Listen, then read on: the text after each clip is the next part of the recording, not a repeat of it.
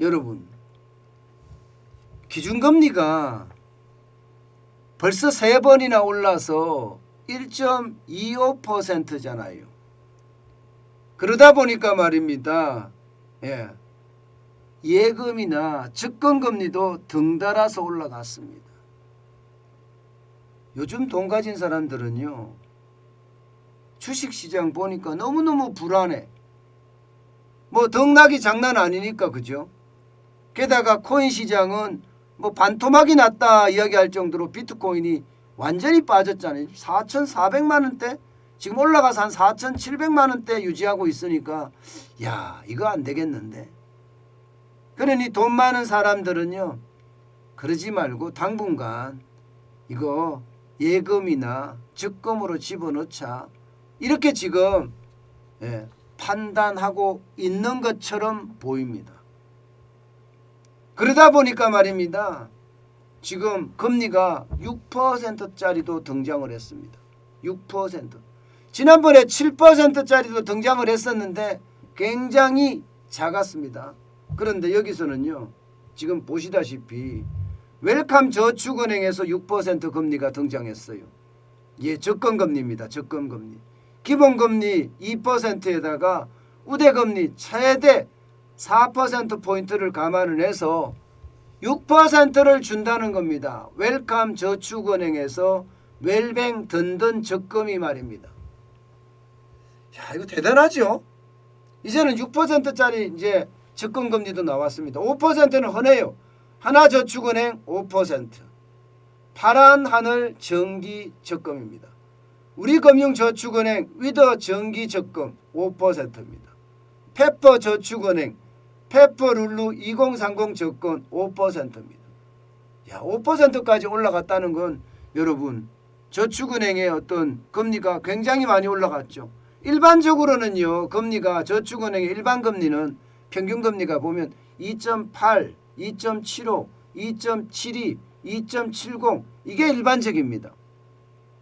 쉽게 말하면 제2금융권의 예금이나 적금금리가 평균이 한 2점대 후반 이렇게 쌓여 기록이 되고 있죠. 근데 그 중에서 6% 금리도 나오고 있다 이런 얘기죠. 그러니까 사람들이 저축은행 하면 저축은행으로 사실 몰리는 것도 사실이에요. 근데 이게 우리가 잘 해야 됩니다. 저축은행은 망하면 내 돈을 한꺼번에 돌려받지도 못할 뿐만 아니라 한도도 5천만 원까지인가요? 그렇게밖에 안 됩니다. 늘 조심은 해야 되나, 뭐 주식시장이 지금 망가지고 부동산 시장이 혼란스러우니까 차라리 현금화해서 저축이나 하자, 뭐 이렇게 생각하는 사람들이 많아졌다는 겁니다. 이러다 보니까 여러분, 1금융권도 올라갔어요. 1금융권도 여러분 보세요. 신한은행 1.63%죠. 특히 신한 안녕 반가워 적금 우대금리 최대 3% 적용했어요. 4.40%를 준다고 합니다. 사실 신한은행이 망할 리는 없잖아요. 그죠? 신한은행이 뭐 망할 리는 없잖아요. 이러면 좀 그런가요? 망할 가능성이 굉장히 적다. 뭐 이렇게 이야기하시잖아요. 왜냐하면 국민은행 다음에 신한은행이니까 어떨 때는 신한은행이 이길 때도 있습니다. 분기별로는.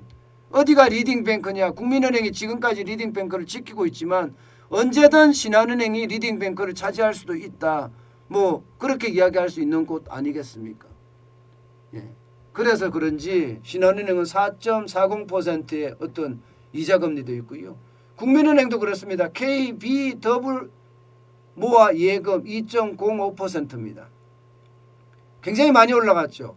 게다가 KB 마이핏 적금 3.5%입니다. 하나은행도 마찬가지예요. 하나은행 정기 예금 1.9%지만 내 집 마련 더블업 적금 5.5%. 5.5%. 야, 이런 걸 보면 저런 걸 한번 가입하는 게 좋겠다. 물론 이런 이벤트 적용금리가 3월 말까지 한시적으로 적용되는 것도 사실이고요. 5만 자가 가입이 되면 더 이상 판매를 안 한다 이렇게도 이야기합니다. 어쨌든 하나은행에서는 5.5%까지 나왔다는 거죠. 우리 은행도요. 원예금이 1.6%지만 우리 슈퍼 주거래 적금은요. 2.60%입니다. 2.60%. 일금융권도 금리가 많이 올라가죠. 생각했던 것보다 훨씬 빠르게 금리가 올라가는 것도 사실입니다. 생각했던 것보다. 예. 게다가 말입니다. 여러분도 알다시피 일금융권하고 거래를 많이 하게 되면 거래 실적이 쌓이잖아요. 거래 실적이 쌓이면 자금 이체나 환전 대출 같을 때 굉장히 수수료도 감면받고 우대금리 혜택도 받을 가능성이 굉장히 커지니까 너도 나도 하려고 하는 것도 맞아요. 게다가 많은 사람들이 모이는 것도 맞습니다. 모이는 것도. 여기에다가 여러분 상호금융이라고 이야기하는 새마을공구 여기도 장난 아닙니다. 새마을공구도 MG 오늘도 청춘 통장은 2.1%지만 MG 착한 이유 정기적금은 5.5%예요. 5.5%. 야, 대단하죠. 물론 조건이 좀 까다롭긴 해요. 일반 우대 이율이 0.5%와 착한 임대인 우대 이율이 5%예요. 착한 임대인 우대율. 그러니까 집이 있으면 안 된다는 이야기죠. 그러니까 5.5%지만 어쨌든 5.5%를 준다는 것도 있으니까 여기에 대한 어떤 많은 사람들의 어떤 뭐라고 해야 돼요. 돈을 잃지 말자. 그냥 적게 먹고 당분간 정중동하자. 이런 사람들이 굉장히 늘었다는 사실입니다. 이게 여러분 이렇게 예금금리를 올리니까요. 실질적으로 말입니다. 실질적으로 요구불 예금이 굉장히 늘었어요. 여러분 이거 한번 보세요. 제가 지금까지 보여드리는 것 1월달이라고 이야기하지만 2021년 1월에 비해서 2021년 12월에 요구불 예금이 얼마나 늘었습니까? 굉장히 많이 늘었죠. 576조 551억 원이었습니다. 이것이 659조예요. 659조 7,362억 원. 엄청나죠. 그냥 단순하게 계산하더라도 그죠. 단순하게 계산하더라도 거의 뭐 한 100조 가량 늘었나요? 100조. 뭐 100조는 좀 안 되지만 100조 가량이라고 봐야 되죠. 많은 사람들이요. 그동안 주식 투자하다가 자칫 잘못하면 벼락거짓하게 생겼거든요. 워낙 변동성이 심하니까 지금은 전문가 아니고는 못하는 시장이다. 이렇게까지 이야기할 정도니까 아이고 이거 안 되겠구나. 나는 여기서 떠나야 되겠다. 그래서 시중은행에 요구불 예금으로 남겨두는 겁니다. 이 요구불 예금 안에는요, 여러분 2년 안쪽에 있는 정기 예금이나 정기 적금도 포함이 됩니다. 물론 수시 입출시 경금도 포함이 되겠지만 뭐 여러 가지가 포함이 되겠죠. 요구불 예금이니까 포함이 되겠지만 이게 결국 정기 예금, 정기 적금도 늘어나고 있다는 사실을 단적으로 보여주는 지표입니다. 어디 그뿐입니까, 여러분? 저축은행 지표 보세요. 저축은행. 저축은행에 예금 잔고 쌓여가는 거 보세요. 올 12월이 아마 올 12월이 아니죠. 작년 12월이면 벌써 100조 넘었을 겁니다. 작년 11월까지가 98조 7천억 원이었거든요. 2020년 12월에 79조 2천억 원이었습니다. 그때 비하면 지금 얼마나 늘은 건가요? 적어도 말입니다. 적어도 20조 가량 늘은 건가요? 20조? 20조 가량 늘은 거죠.